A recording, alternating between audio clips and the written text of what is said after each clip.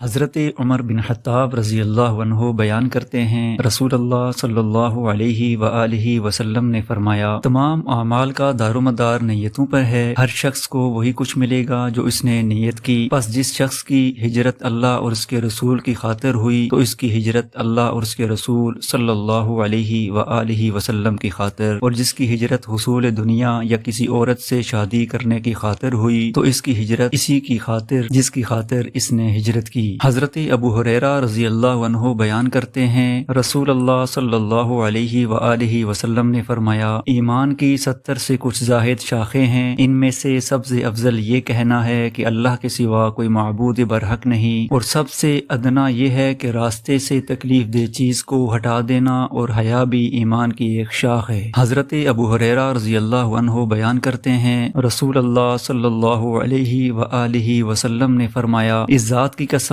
جس کے ہاتھ میں محمد صلی اللہ علیہ وآلہ وسلم کی جان ہے، اس امت کے جس یہودی اور عیسائی نے میرے متعلق سن لیا اور پھر وہ مجھ پر اتارے گئے دین و شریعت پر ایمان لائے بغیر فوت ہو جائے تو وہ جہنمی ہے۔ حضرت ابن عمر رضی اللہ عنہ بیان کرتے ہیں، رسول اللہ صلی اللہ علیہ وآلہ وسلم نے فرمایا، مجھے لوگوں سے قتال کرنے کا حکم دیا گیا ہے، حتیٰ کہ وہ گواہی دیں کہ اللہ کے سوا کوئی معبود برحق نہیں، اور یہ کہ محمد صلی اللہ علیہ وآلہ وسلم اللہ کے رسول ہیں، اور وہ نماز قائم کریں اور زکوٰۃ دیں۔ جب ان کا یہ طرز عمل ہوگا تو انہوں نے حدود اسلام کے علاوہ اپنی جانوں اور اپنے مالوں کو مجھ سے بچا لیا، اور ان کا حساب اللہ کے ذمے ہے۔